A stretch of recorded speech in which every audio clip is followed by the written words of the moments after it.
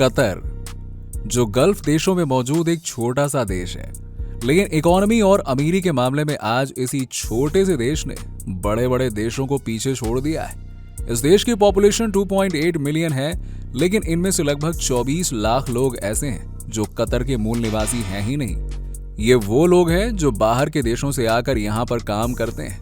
तो वहीं पे 3,20,000 लोग ऐसे हैं जो कि मूल रूप से कतर के रहने वाले लोग हैं। लेकिन दोस्तों, यही डिफरेंस हमें ये बताता है कि आज कतर पूरी दुनिया भर में एक ऐसा देश बन चुका है जहां अपॉर्चुनिटी की कोई कमी नहीं है। कतर को आज दुनिया का सबसे वेल्थीएस्ट देश माना जाता है। तो आज की इस वीडियो में हम जानेंगे कि आखिरकार ये देश इस मुकाम पर कैसे पहुंचा है। वीडियो को शुरू करने से पहले अगर आप इस चैनल पर नए हैं तो इसे सब्सक्राइब करके बेल आइकन जरूर दबा दीजिएगा ताकि आने वाली हर वीडियो का अपडेट आपको मिलता रहे। दोस्तों, जीडीपी पर कैपिटा इनकम के मामले में कतर दुनिया के बाकी देशों से काफी आगे और कई सालों तक इस लिस्ट में कतर टॉप पर भी रहा है। यह दर्शाता है कि यहाँ के लोग किस तरह का जीवन जीते हैं। यहाँ नॉर्मल लोगों की जिंदगी काफी आलीशान तरीके से गुजरती है। 2023 के आंकड़ों की अगर हम बात करें तो कतर की जीडीपी पर कैपिटा इनकम $66,334 की रही है। अब इस छोटे से देश की इकोनॉमी आज कई देशों से भी ज्यादा है, जिसमें यूक्रेन जैसे देशों की भी गिनती होती है। सॉवरेन वेल्थ फंड की बात करें तो कतर आज के समय इस मामले में दुनिया का 9th सबसे लार्जेस्ट देश है, जिसके एसेट्स $450 बिलियन से भी ज्यादा है। वॉक्सवैगन जैसी कंपनी में भी कतर का 10.5% का स्टेक मौजूद है। इसके अलावा कतर के पास पेरिस सेंट जर्मन जैसे फुटबॉल क्लब की भी ओनरशिप है, जो पूरी दुनिया भर में 7वां सबसे वैल्यूएबल फुटबॉल क्लब माना जाता है। आज लंदन जैसे शहर में कतर एक लार्जेस्ट प्रॉपर्टी ओनर के तौर पर देखा जाता है। द शार्ड, जो कि वेस्टर्न यूरोप की सबसे ऊंची बिल्डिंग है, यहाँ पर भी कतर का 95% स्टेक मौजूद है। हैथ्रो एयरपोर्ट, जिसे दुनिया का 7वां सबसे बिजी एयरपोर्ट कहा जाता है, इसमें भी कतर ने 20% स्टेक होल्ड किए हुए हैं। अभी बीते कुछ समय में कतर ने फीफा वर्ल्ड कप जैसे बड़े टूर्नामेंट को भी होस्ट किया था, जो कतर जैसे छोटे से देश के लिए बहुत बड़ी बात है। अरब देश में कतर पहला ऐसा देश बना जिसने फीफा वर्ल्ड कप को होस्ट किया। ये कहना बिल्कुल भी गलत नहीं होगा कि कतर 21वीं सदी का सबसे ओवर पावर्ड देश बनने की राह पर चल रहा है। बीते 3 दशक में कतर ने पूरी दुनिया भर में अपना दबदबा बनाया हुआ है, लेकिन आज से लगभग 1000 साल पहले शायद ही किसी को कतर जैसे देश से कोई उम्मीद रही होगी, जिसमें सबसे बड़ा कारण यहाँ की जियोग्राफी है। जी हाँ, जो पूरी तरीके से रेगिस्तान से घिरा हुआ है और यहाँ तक कि कतर जैसी धरती पर पीने लायक साफ पानी का कोई स्रोत भी मौजूद नहीं हुआ करता था। कतर को सबसे बैकवर्ड देश में माना जाने लगा था, लेकिन इसकी किस्मत तब बदली जब 1939 में यहाँ की जमीन के अंदर तेल का स्रोत पाया गया। लेकिन इस साल वर्ल्ड वॉर 2 की शुरुआत हुई, जिसके चलते कतर अपने इस तेल के स्रोत का कोई अच्छा खासा फायदा उठा नहीं पाया।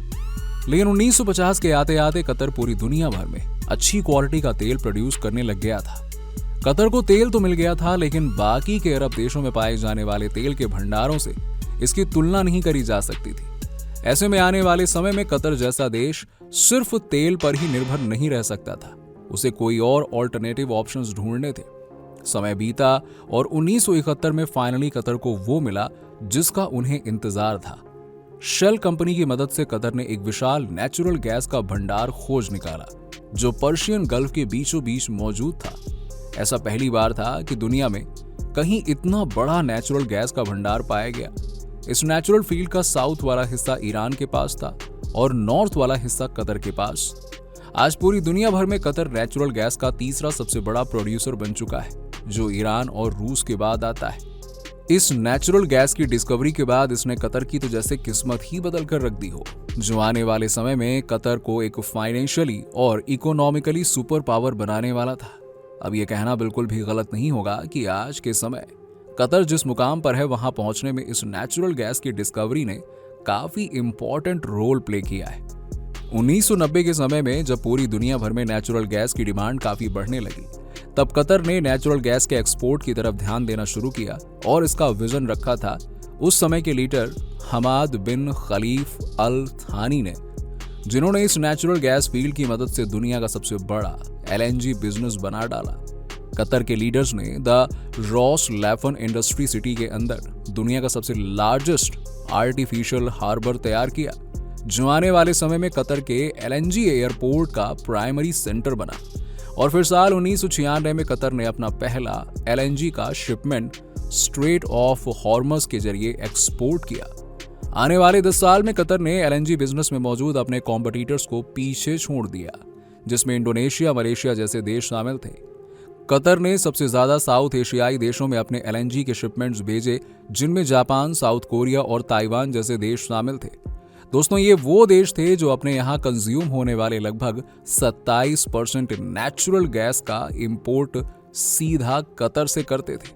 अब जाहिर सी बात है कि कतर ने दुनिया भर में अपना दबदबा बनाना शुरू कर दिया था और इस एलएनजी के बिजनेस को उन्होंने पूरी तरीके से ओवरटेक कर लिया था, वो भी सिर्फ सिंगल नेचुरल गैस के फील्ड की मदद से।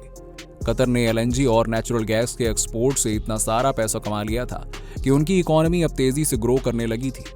1996 में जब कतर ने पहली बार एलएनजी का एक्सपोर्ट शुरू किया, तब उनके देश की पर कैपिटा इनकम काफी कम थी, लेकिन एक्सपोर्ट के बाद से उनके देश की GDP per capita income rocket की रफ्तार से ऊपर आने लगी।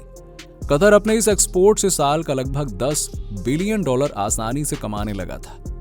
अब 2010 के आते आते उसके गवर्नमेंट का 70% से भी ज्यादा रेवेन्यू, देश की 70% से ज्यादा की जीडीपी और उनके एक्सपोर्ट से आने वाला लगभग 85% पैसा सीधा एलएनजी के बिजनेस पर डिपेंडेंट था। कतर को अपने आने वाले समय के बारे में अच्छे से मालूम था कि अगर उनके देश में ये नेचुरल गैस का भंडार खत्म हो जाएगा तो फिर कतर क्या करेगा। तो कतर ने आज जो कुछ भी हासिल किया है वो किसी काम का नहीं रहेगा। आने वाले समय को देखते हुए कतर ने दूसरे बिजनेस में अपना पैसा इन्वेस्ट करना शुरू कर दिया। आपने कतर एयरवेज के बारे में तो जरूर सुना होगा। आज के समय काफी फेमस एयरलाइन मानी जाती है, जिसे कतर ने 1993 में लॉन्च किया था और ये आज दुनिया की टॉप 10 एयरलाइंस में गिनी जाती है। 2005 के समय में कतर ने गिटार सोवरेन वेल्थ फंड की शुरुआत करी, जहां पर कतर रियल एस्टेट और बाहरी कंपनियों में अपना पैसा इन्वेस्ट करती है। अब आप यकीन नहीं करेंगे, इस फंड का पैसा आज के समय पूरे इजिप्ट के जीडीपी के बराबर है। 1996 के समय से ही कतर ने एआई जजीरा मीडिया ग्रुप की शुरुआत करी, जो आज बीबीसी के बाद दूसरा सबसे बड़ा न्यूज नेटवर्क माना जाता है।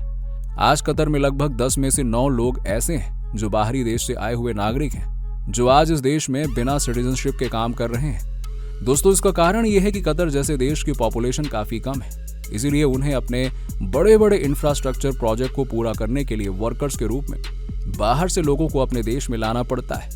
आज लगभग 7 लाख से भी ज्यादा भारतीय मूल के लोग कतर में काम कर रहे हैं। दोस्तों, ये कुछ ऐसे फैसले थे जो कतर को लेने पड़े ताकि उनकी इकोनॉमी सिर्फ नेचुरल गैस पर ही डिपेंडेंट ना रहे। आज के समय गल्फ के बाकी देश भी इसी तरह की स्ट्रैटेजी को अपनाते हुए हमें दिखाई दे सकते हैं, जहां दुबई जैसा देश आज तेल से अपनी निर्भरता को कम करके टूरिज्म के ऊपर फोकस कर रहा है। आज कतर ग्लोबल स्टेज पर एक ऐसा प्लेयर बन चुका है जहां दुनिया की बड़ी बड़ी ताकतें इस देश के साथ अपने रिश्ते को बेहतर बनाने में लगी हुई हैं, और इसका जीता जागता उदाहरण अमेरिका जैसा देश है।